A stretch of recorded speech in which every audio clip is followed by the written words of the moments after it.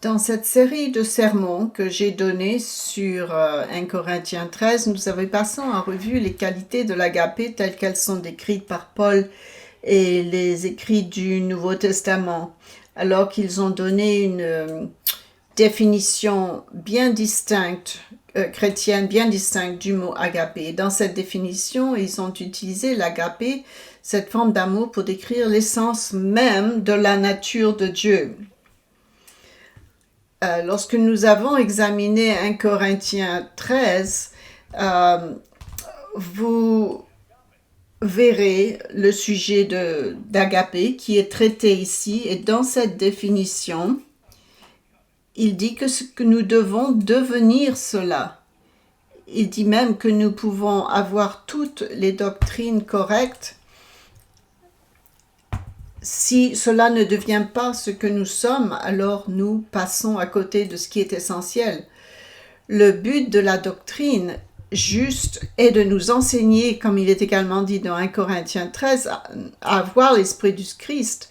Le Saint-Esprit nous est donné pour que nous puissions devenir des enfants de Dieu, pas seulement comme une jolie petite chose, oh, vous êtes un enfant de Dieu, mais littéralement les enfants de Dieu. Et dans cette expérience, lorsque nous devenons les enfants de Dieu, l'Esprit du Christ se développe en nous, et c'est ce dont Paul parle dans 1 Corinthiens 13, que ces qualités de l'essence même de la nature de Dieu doivent devenir une partie intégrante de ce qui nous sommes. Lorsque vous lisez ce qui est écrit ici et que vous commencez à comprendre ce que cela signifie vraiment, vous vous rendez compte que vous pouvez faire toutes les choses qu'il faut faire, comme ne pas garder Noël, ne pas célébrer les Pâques. Mais vous savez, il est possible de ne pas célébrer Noël et de ne pas célébrer les Pâques et ne pas avoir l'agapé. Nous pouvons avoir la connaissance, il faut l'avoir. Mais si nous n'allons pas plus loin, nous avons une religion extérieure.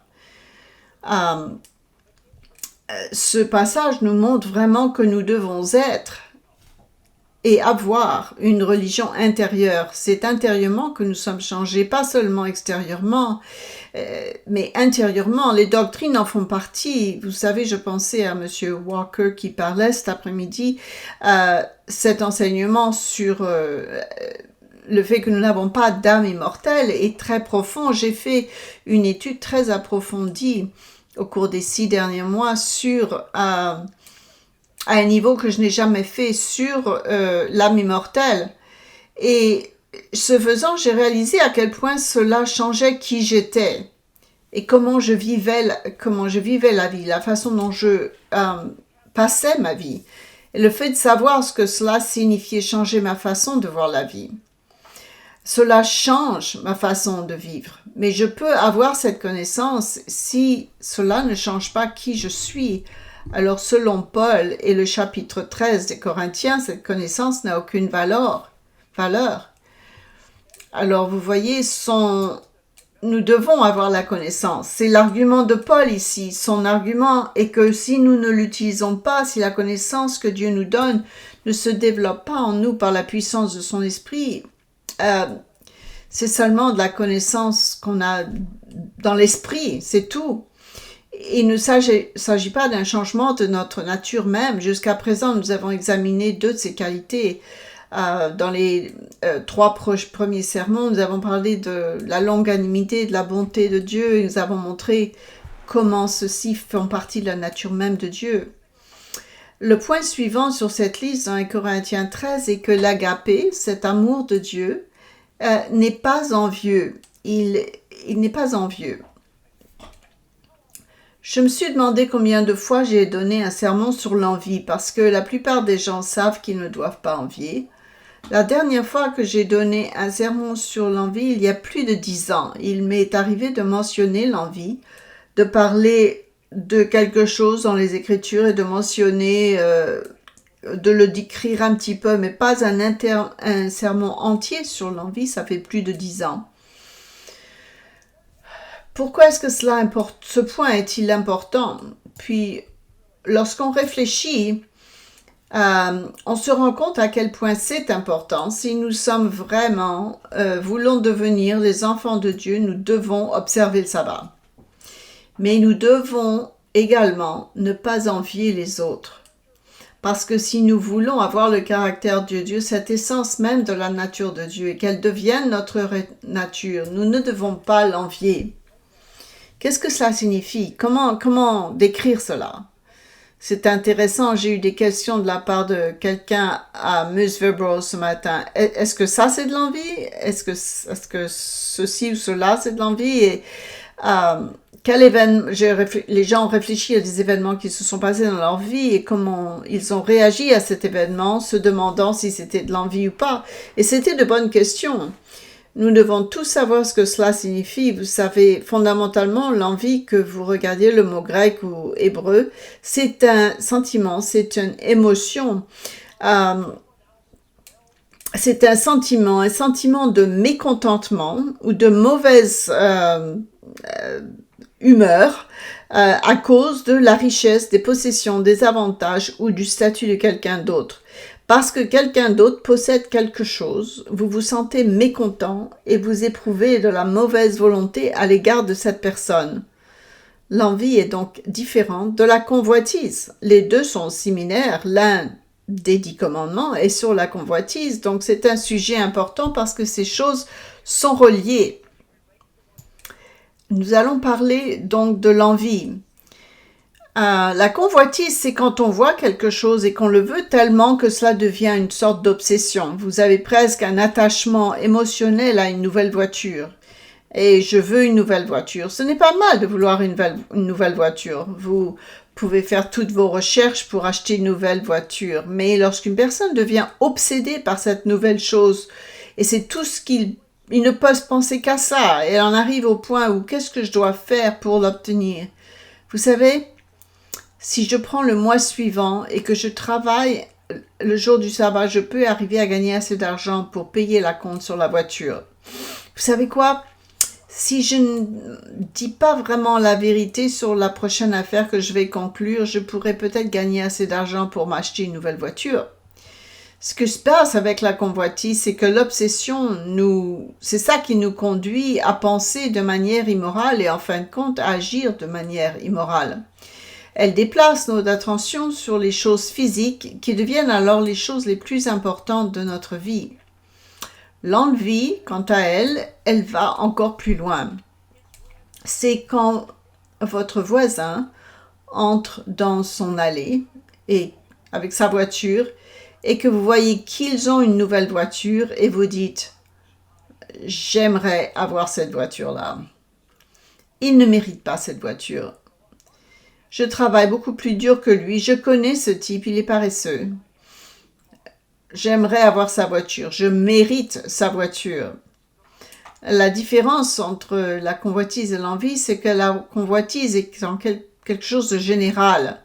Je veux quelque chose que je ne devrais pas avoir ou pour lequel je n'ai pas l'argent, et je suis un petit peu obsédée par cela. Je perds un peu mon sens d'équilibre au niveau de ce désir. Je le veux, l'envie est plus personnelle. L'envie, c'est que cette personne ne mérite pas ce qu'elle a. Je mérite moi ce qu'elle a, donc je n'aime pas cette personne, ou je la méprise, ou je vais je suis de mauvaise humeur avec cette personne. Cela peut se transformer en action. C'est la convoitise sous stéroïdes, parce qu'elle devient personnelle, elle est liée à la personne qui l'a. Cela est donc lié à l'un des 10 commandements. Vous seriez surpris, il y a dans l'Ancien Testament, il y a des listes des péchés comme le meurtre et l'adultère et l'envie. Vous savez, vous pouvez envier quelqu'un et personne ne le saura, mais Dieu le sait. En général, l'envie va amener à certaines actions et l'envie est un état d'esprit spirituel très dangereux. Il est donc important de discuter de ce sujet. En parcourant ce sermon, je me suis dit, oui, donc que ça fait 10 ans que j'aurais dû donner un sermon sur ce sujet plus souvent, parce que il est bon que je me rappelle moi-même les dangers de l'envie. Parce que l'envie n'est pas quelque chose auquel nous pensons Parce que vous savez, la plupart des gens n'envient pas le voisin au point d'aller tirer sur leur chien. Parce que vous ne méritez pas la maison que vous avez, donc je vais faire quelque chose de mal. Je veux dire, il y a peut-être des gens qui font ça, mais l'envie est conçue dans le système dans lequel vous et moi nous vivons. J'en sais quelque chose. J'écrivais de la publicité comme travail quand j'étais jeune. Il faut motiver les gens à faire quelque chose.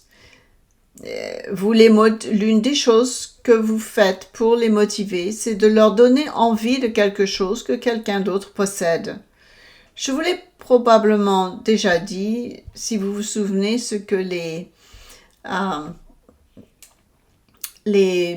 jellies, c'était des petites chaussures en caoutchouc qui faisaient fureur dans les années 80. Certains d'entre vous ne sont pas assez âgés pour se souvenir des jellies.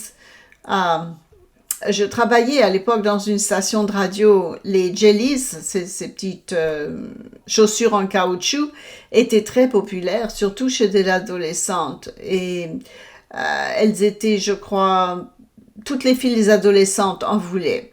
Et elles coûtaient $3,99 ou peut-être $2,99 la paire. Elles n'étaient pas chères. Elles étaient toutes de couleur vive. Et un jour, dans la ville, il n'y avait plus de jellies, sauf dans un magasin. Je ne sais pas si c'était la mafia des jellies ou quoi, une cargaison complète de gelées. Il m'a appelé, il m'a dit, d'accord, lui, il en a eu, ce magasin-là a reçu beaucoup de jelly. J'ai donc rédigé les publicités radiophoniques pour différentes stations. Nous avons fait un spot en anglais et un autre en espagnol. Nous avons annoncé que les jellies étaient maintenant en vente. C'est le seul endroit où vous pouviez les trouver. Vous ne pouviez les trouver nulle part. Elles ne coûtent d'un seul coup, elles coûtaient $5,99 la paire. Le temps a passé et alors très vite, nous avons vu que les jellies devenaient de plus en plus populaires. Et les jeunes adolescentes et des voitures entières d'enfants venaient pour obtenir leurs jellies. D'un rayon de plus de 80 km, ils venaient dans ce magasin pour chercher des jellies. Et d'un seul coup, le montant des jellies est passé à $15. Puis tout le monde s'est mis en colère et on est redescendu à $3,99 la paire de jellies. Avec le recul, je me suis dit que nous avons créé un désir artificiel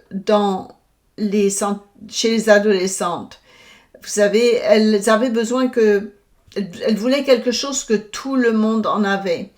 Et elles étaient spéciales, elles se sont précipitées jusqu'à ce que nous ayons augmenté le prix. Après un bout de temps, ils n'arrivaient pas à les vendre. Les magasins avaient fait des soldes sur les jellies. Nous avons exploité leur envie d'avoir ce que les autres avaient pour faire des profits. Je comprends que l'envie est une motivation de la société dans laquelle vous et moi vivons. Nous ne la connaissons pas parce qu'elle fait partie de notre système. Nous pouvons donc être envieux sans même nous en rendre compte. Il est intéressant que dans Proverbe 14, verset 30. Proverbe 14, verset 30, il est dit « Un cœur calme est la vie du corps, mais l'envie est la carie des os. » Toutes ces petites jeunes filles qui avaient des jellies aux pieds se vantaient devant les autres et toutes les autres girls voulaient les mêmes chaussures. Et je leur disais à la radio là où ils pouvaient aller les chercher pour $15 la paire. Créer de l'envie. Prenons un exemple de l'envie. Dans 1 Samuel, je suis contente que je ne travaille plus dans la publicité. Je l'aimais. Et la plupart souvent du temps, c'était d'aider les entreprises à faire de la publicité, mais de temps en temps, vous vous retrouvez dans ce genre de situation et plus tard, vous vous dites, Est-ce que c'était éthique? Le capitalisme dit que c'est le cas, mais est-ce que c'est vraiment bibliquement?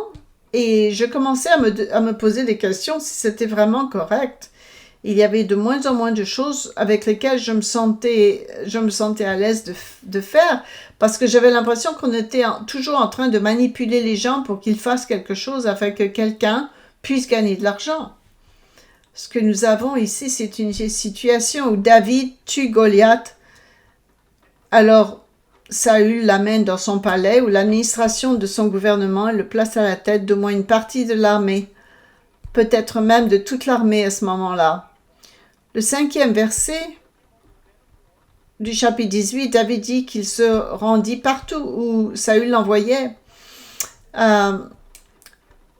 Ce qui est arrivé, c'est que comme David rentrait chez lui après avoir tué le Philistin, les femmes sortirent de toute la ville chantant et dansant à la rencontre de Saül dans 1 Samuel 18. Souvenez-vous que Saül a tout. Il a l'adoration du peuple. Il a les femmes. Dieu a dit à Samuel de choisir cet homme. C'est vrai, Dieu l'a choisi. Il avait tout. Les femmes dansaient et disaient, Saül tue ses milliers. Saül a tué ses milliers d'hommes et David ses 10 000.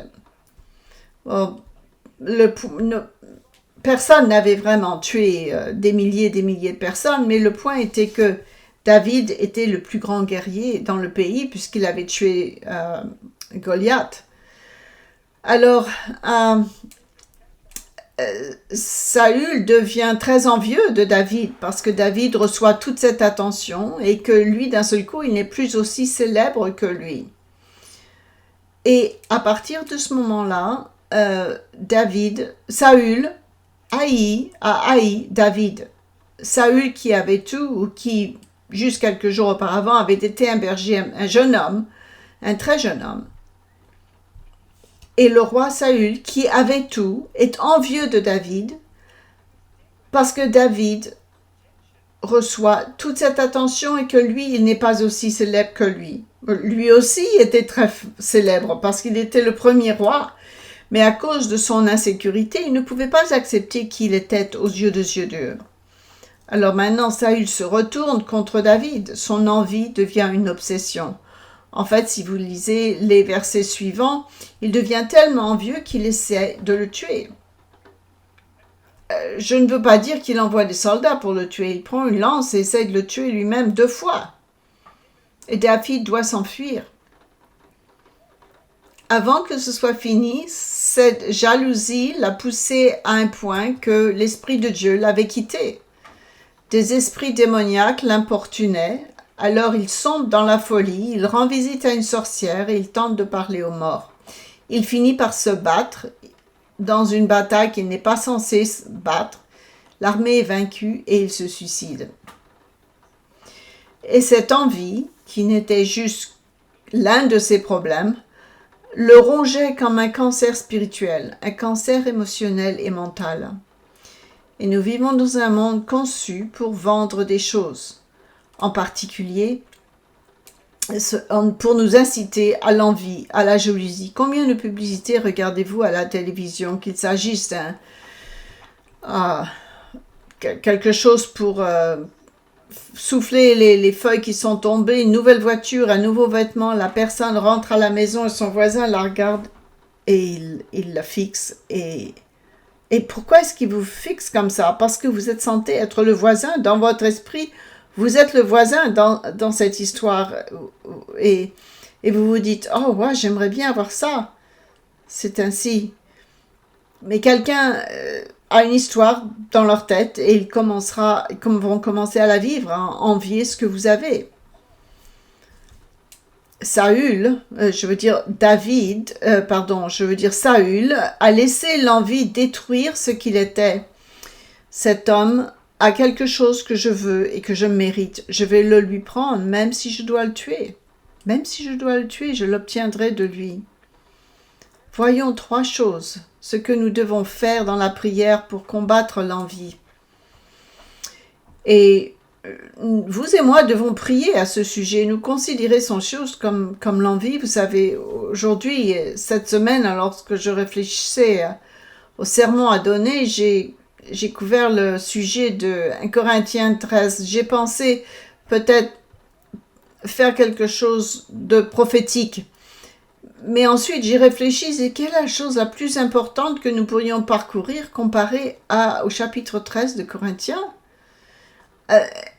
C'est la chose la plus importante que nous pourrions discuter que d'avoir l'essence même de la nature de Dieu définie en nous. Il y a une chose qui est plus importante que cette prophétie. Paul a dit, non pas que la prophétie ne compte pour rien, non, pas du tout. Paul définit que c'est notre objectif ultime. Il y a beaucoup d'autres choses en cours de route et je ne les dénigre pas, je dis que c'est notre but ultime. La première chose que nous devons faire, vous et moi, c'est d'arrêter cette tendance humaine à nous comparer aux autres, au point d'être obsédés par le fait qu'ils ont quelque chose que je devrais avoir. C'est une obsession. Regardez ce que cette personne a et nous en devenons obsédés. C'est quelque chose d'humain. Il est intéressant de noter qu'il y a une personne dans la Bible qui a failli être détruite jusqu'à ce qu'il se soit rendu compte que son problème était l'envie. C'est un psaume fascinant, un psaume d'Ézaph, psaume 73.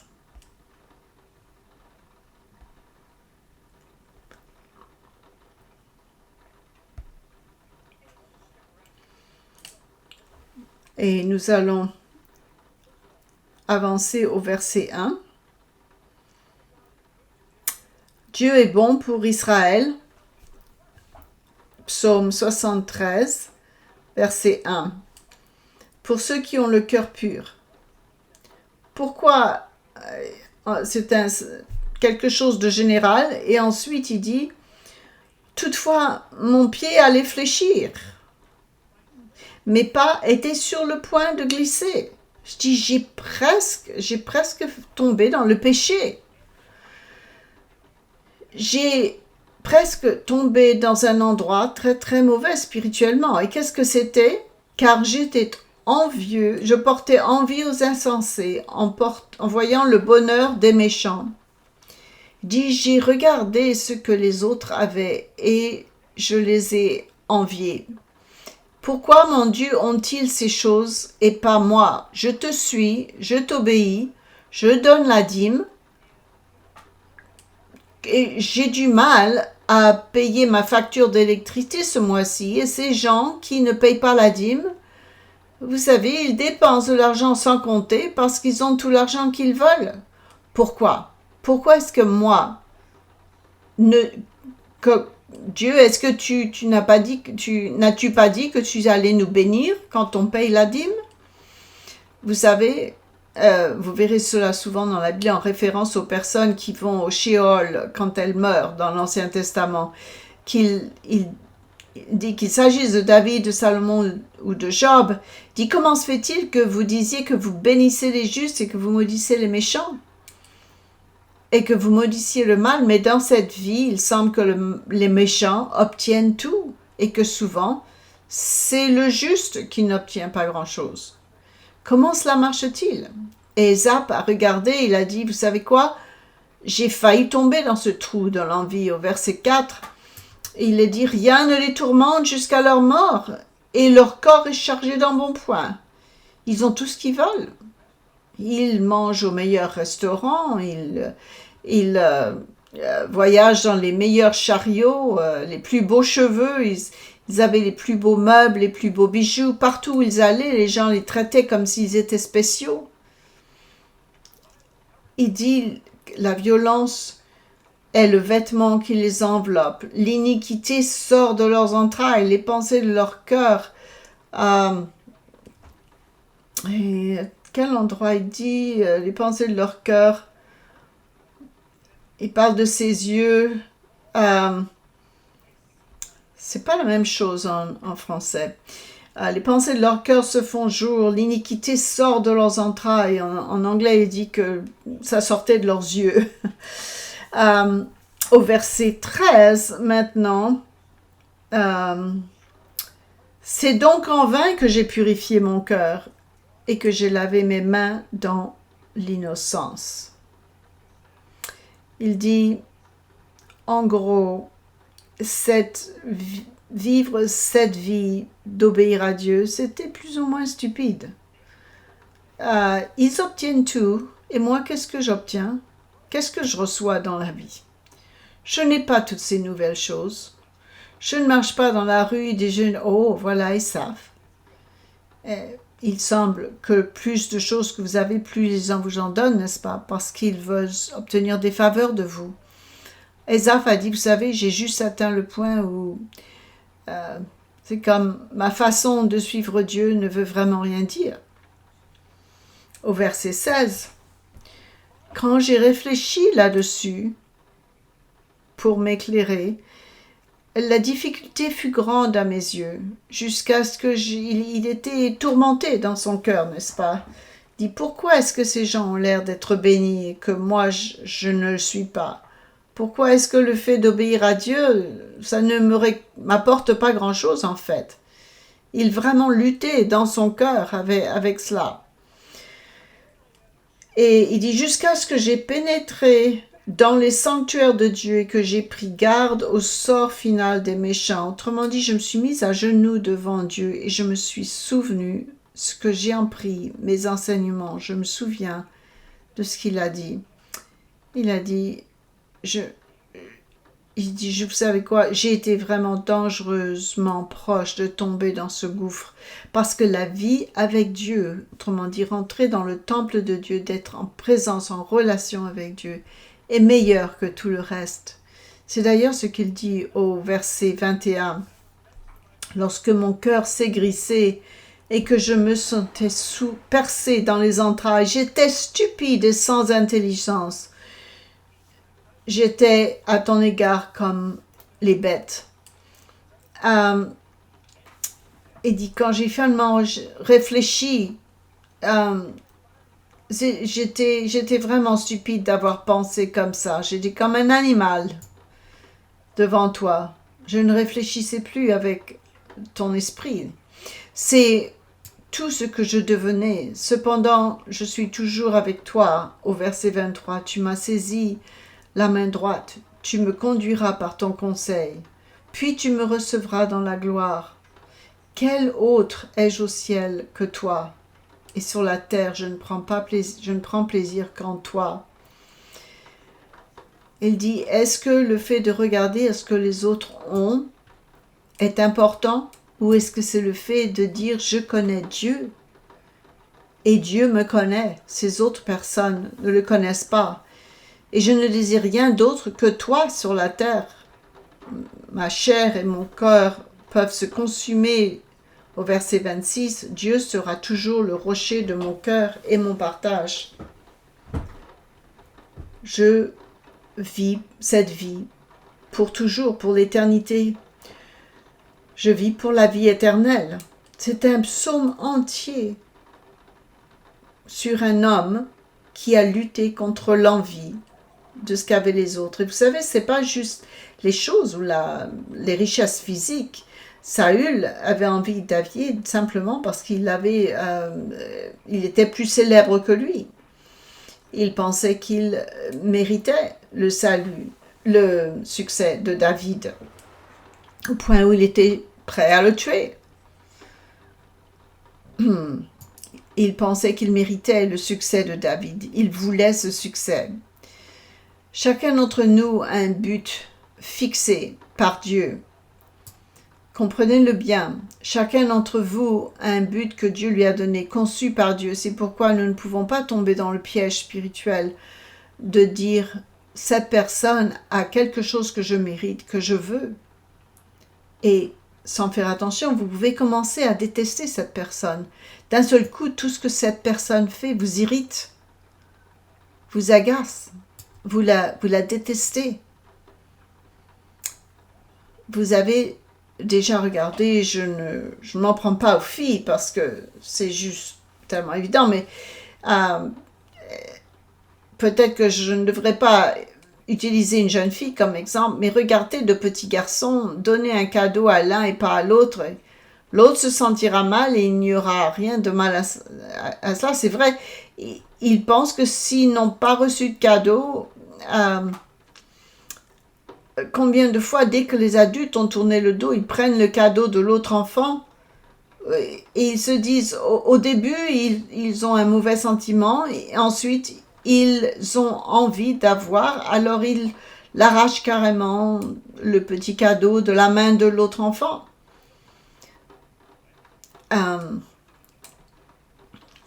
Nous avons vu des petits-enfants faire ça. C'est l'envie. C'est au centre même de notre nature humaine, au cœur de notre nature humaine. Dieu aime chacun de nous, mais il a un but différent pour nous. Si nous ne faisons pas attention, nous mesurerons l'objectif que Dieu a pour quelqu'un d'autre. Parce qu'à l'intérieur de l'Église de Dieu, il y a des capacités différentes. Dans l'Église de Dieu, il y aura des gens qui sont plus riches que d'autres. Dans l'Église de Dieu, il y aura des gens, et ce n'est pas les pauvres, que les pauvres soient plus justes ou que les riches soient plus justes. Il y a des objectifs différents, des talents différents, des compétences différentes. C'est la réalité dans un monde qui dit qu'il faut tout mettre sur un pied d'égalité. Vous ne pouvez pas tout mettre sur un pied d'égalité, n'est-ce pas? Vous pouvez essayer, mais vous ne pouvez pas. Je ne vais jamais faire $1 million, vous savez.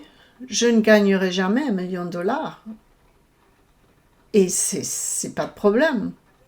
Mais ça ne veut pas dire que je déteste les gens qui gagnent $1 million par an. Vous savez, Kim et moi parlions l'autre jour du fait que nous achetons une maison et que nous ne pourrons peut-être pas l'abandonner, nous ne pourrons peut-être pas y rester au moment de la retraite, nous ne pourrons peut-être pas la rembourser avant. C'est la réalité. Elle m'a dit, vous savez, je me souviens de l'époque où nous pouvions que louer et on était heureux. C'est vrai, c'est vrai. Je me souviens de l'époque où on ne pouvait pas acheter une maison, où tout ce qu'on pouvait faire, c'est louer une maison. Et on peut recommencer à louer, vous savez. Si mon fils, si mon gendre ne s'occupe pas de nous, on vivra sous un pont. Ils sont ici dans l'Assemblée aujourd'hui, alors je les taquine. Je n'utilise pas les enfants comme exemple, comme je le fais d'habitude, parce qu'ils sont aujourd'hui ici. Mais voyez ce que je veux dire, il n'y a pas de problème. Où vous pouvez arriver à l'endroit où d'autres personnes ont des maisons et vous savez, parce que vous pouvez vous demander si c'est parce que Dieu ne vous bénit pas. Nous voyons Dieu donner des bénédictions, toutes sortes de bénédictions physiques à d'autres. Comment nous traitons-nous les uns les autres dans l'Église? Comment nous traitons-nous les uns les autres? Vous savez, Oscar Wilde, le célèbre écrivain qui a écrit un récit, je vais essayer de la paraphraser ici, c'est l'histoire d'un homme qui voulait être juste devant Dieu, il devient comme un ermite, il vit en ermite dans le désert, il abandonne tout, il dort sur le sol, il ne boit pas de vin, il ne mange pas de bonne nourriture, il ne se baigne pas, il se contente de montrer sa droiture, parce que son frère, voyez-vous, était tout le contraire. Son frère couchait avec des femmes, son frère buvait, il était un ivrogne, son frère faisait la fête tout le temps, il était bon à rien, il ne valait rien, et il n'allait pas être comme son frère. Alors les démons, c'est une petite histoire, n'est-ce pas, un petit récit. Les démons décident d'attraper ce gars. Les démons le tentent avec des femmes, ils le tentent avec de la richesse, ils le tentent avec tout ce que vous pouvez imaginer, de la bonne nourriture, et le gars leur résiste à chaque fois. Il est un moine et il est juste. Et Satan apparaît et il dit aux démons, « Vous êtes vraiment des amateurs », il dit aux démons. Et il va vers le moine et il dit à l'oreille du moine, Satan arrive, il parle à ses démons, il dit, vous ne savez pas comment vous y prendre. Alors il s'approche et chuchote à l'oreille du moine, ton frère vient d'être ordonné évêque. Le moine s'assoit et son visage commence à se contorsionner. Vous parlez de mon frère qui est pourri et qui est mal caractère, qui a tous ses défauts. Et vous voulez dire que Dieu le laisserait être évêque alors que moi je suis ici dans le désert encore en train d'être moine. Vous voyez maintenant il est fou de jalousie. Satan se retourne, regarde les démons et dit « C'est le genre de choses que moi je fais. » Vous voyez, nous pouvons nous-mêmes être envieux du don de Dieu à quelqu'un d'autre. L'autre jour, j'ai lu quelque chose d'intéressant sur les juifs orthodoxes. Il est dit que la plupart des juifs orthodoxes sont encouragés à faire une prière à Dieu tous les matins au réveil avant de sortir du lit pour lui demander de les guider et le remercier pour la journée qui s'annonce. Pouvez-vous imaginer ce qui se passerait si nous faisions cela? Avant de faire quoi que ce soit, quand vous vous réveillez, vous faites une prière à Dieu, lui demandant de vous guider tout au long de la journée, en le remerciant pour cette journée, parce que c'est le jour qu'il vous donne et vous n'en aurez peut-être pas une autre.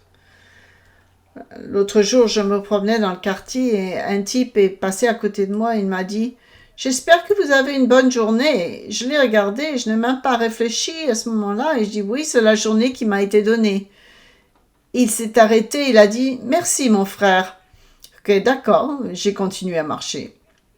Oui, c'est le jour qui m'a été donné, c'est tout ce que j'ai en ce moment. Combien gaspille-t-on en n'étant pas reconnaissant de ce que nous avons? J'ai toujours admiré quelque chose chez ma femme.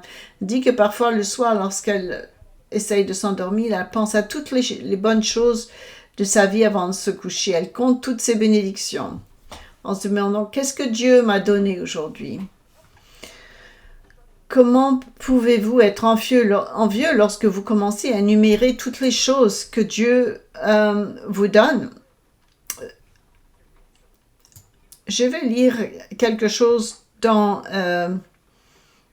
au verset 13. Je ne sais pas, il n'a pas dit le passage, il n'a pas dit dans quel chapitre. Donc, c'est une nouvelle version internationale en anglais, un verset 13 d'un chapitre qu'il n'a pas cité. Celui d'entre vous qui est sage et qui est intelligent, qui le montre par sa bonne vie, par des actions accomplies avec l'humilité, qui donne la sagesse.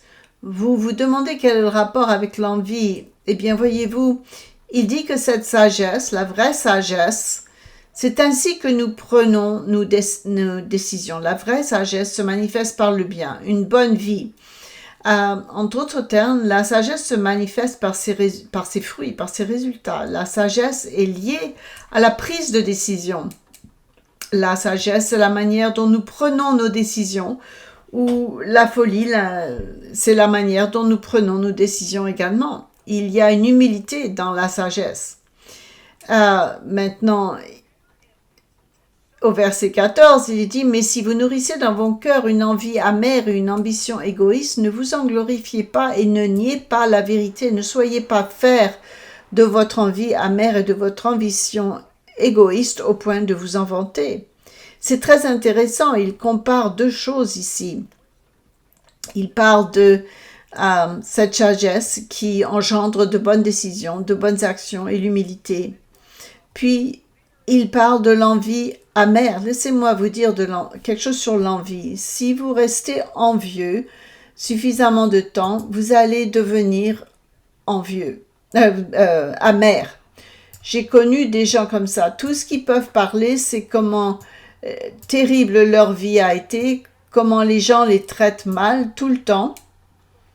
Vous pouvez revenir à 30 ans et qu'ils méritaient beaucoup plus que ça et que ces gens ne le méritent pas ce qu'ils ont. Et ils sont amers. L'amertume et l'ambition égoïste.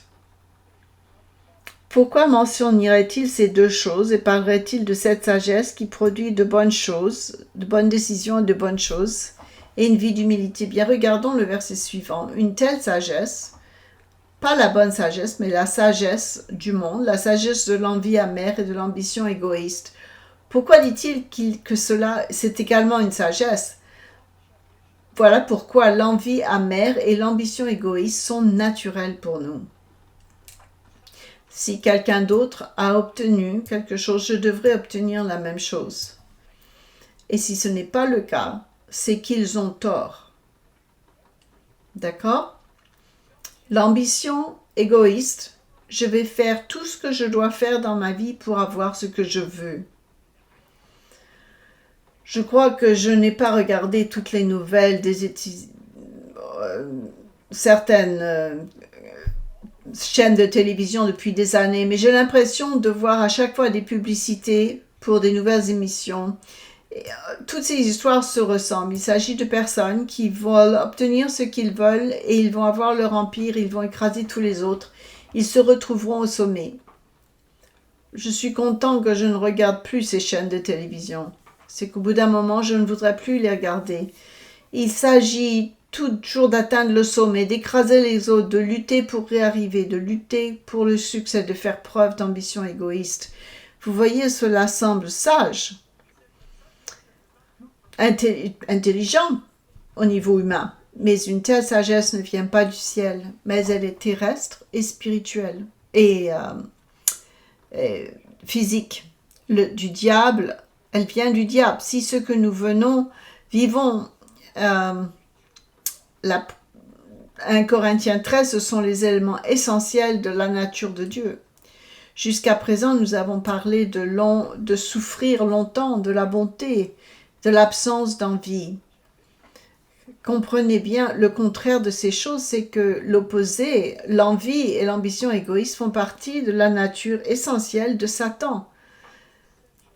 Vous et moi avons en nous des éléments de la nature essentielle de Satan et nous devons le reconnaître. Parce que nous devons en sortir et développer en nous l'esprit du Christ. Lorsque nous sommes remplis d'envie, voici ce qui se passe. Et cette ambition égoïste, il dit, car là où il y a de l'envie et de l'ambition égoïste, là se trouve le désordre et toutes les pratiques mauvaises. Il dit que cette motivation fait partie de la nature essentielle de Satan et des puissances démoniaques. Les démons qui sont animés par l'envie et l'ambition égoïste. Il dit, vous allez trouver le chaos. Vous allez trouver le désordre et toutes sortes de mauvaises pratiques. L'envie n'est plus un problème aussi mineur, n'est-ce pas? Ne pas envier, ne pas envier fait partie de ce que Dieu veut que nous devenions. Et pourtant, ça fait partie de la sagesse que nous avons. Éphésiens 5, lisons dans Éphésiens 5, verset 15. Éphésiens 5, verset 15.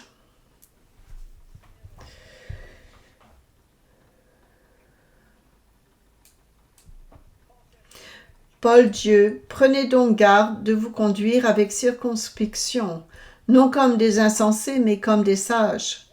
Rachetez le temps, car les jours sont mauvais. La façon dont vous marchez dans la vie, ça ne veut pas dire la façon dont vous marchez physiquement, mais la façon dont votre but, la façon dont vous vivez votre vie, la façon dont vous prenez les décisions, l'objectif, la raison pour laquelle vous faites ce que vous faites.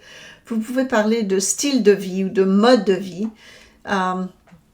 Si votre style de vie est sage, vous voyez, c'est la façon dont vous vivez, c'est le but de votre vie. Si cela est sage, c'est une sagesse qui doit venir de Dieu. Verset 17, c'est pourquoi ne soyez pas inconsidérés, mais comprenez quelle est la volonté du Seigneur. Voyez-vous, ce sont des instructions spécifiques. Il dit ici, pouvons-nous, entretenez-vous par des psaumes, par des hymnes et par des cantiques spirituels, chantant et célébrant de tout votre cœur les louanges du Seigneur. Mais voyez-vous la phrase, cela montre que la musique est importante aux yeux de Dieu. Mais voyez-vous, rendez continuellement grâce à Dieu le Père pour toutes choses au nom de notre Seigneur Jésus-Christ. Lorsque vous remerciez Dieu et que vous passez un petit peu de temps pour le remercier, cela change la façon dont vous voyez toutes choses avec tout ce qui se passe dans le monde autour de moi. Je parle de l'envie à cause de tout ce qui se passe dans le monde parce que, voyez-vous, le monde va nous tirer vers le bas. Nous devons être reconnaissants. Nous devons vraiment commencer à comprendre le niveau de conversion que Dieu veut que nous ayons.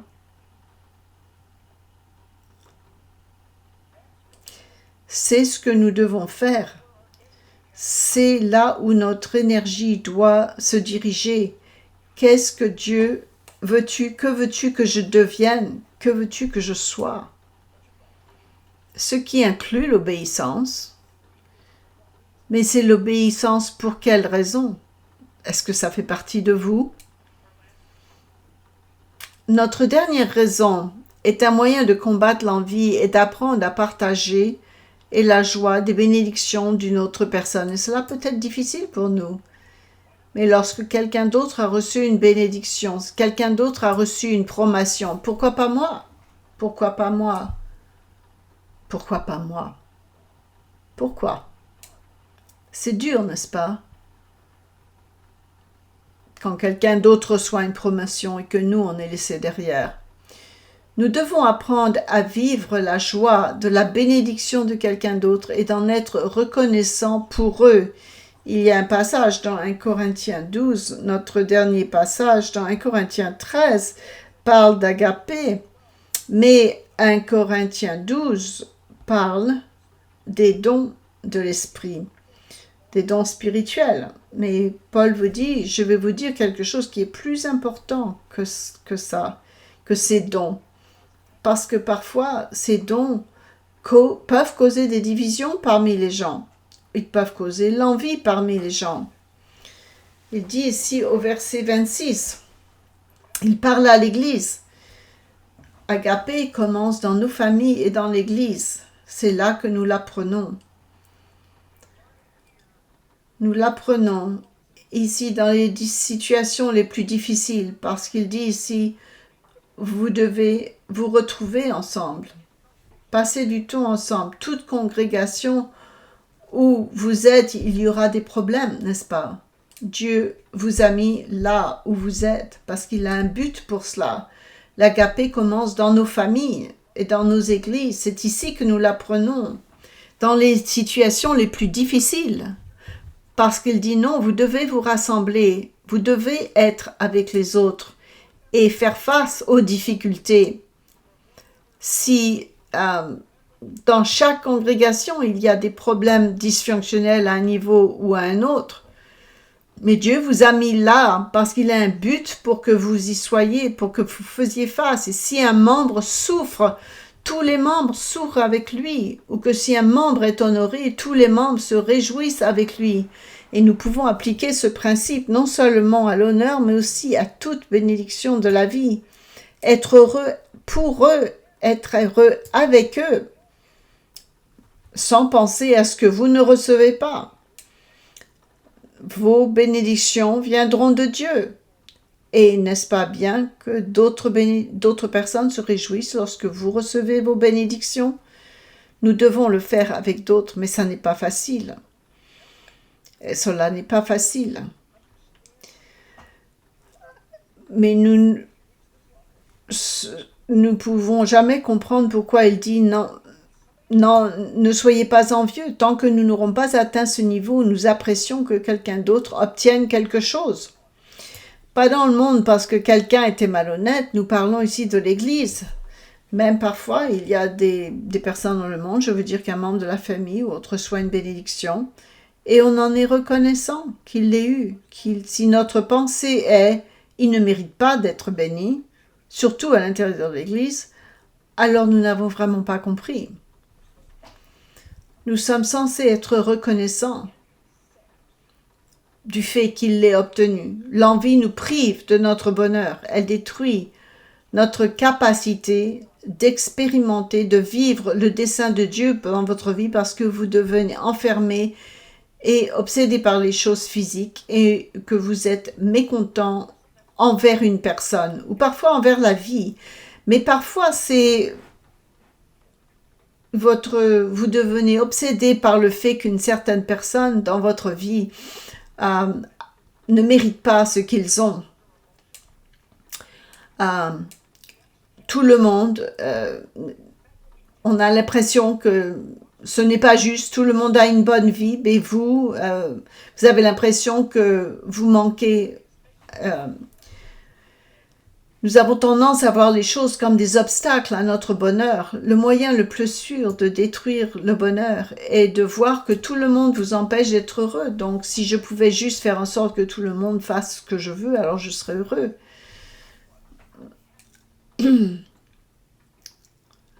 C'est une... nous envions, nous avons de l'envie envers les autres. Quand on ressent ces choses-là, si nous n'y prenons pas garde, nous avons malheureusement l'exemple d'Ésav qui a réalisé à temps qu'il s'apprêtait à tomber dans ce trou. Quant à Saül, c'était parce qu'un autre homme avait plus de popularité. Lorsque nous refusons d'être entraînés dans la fosse de l'envie, il se passe quelque chose. Il y a une instruction simple donnée par Jésus-Christ que nous avons tous entendue maintes et maintes fois. La plupart d'entre vous pourraient probablement la citer de mémoire.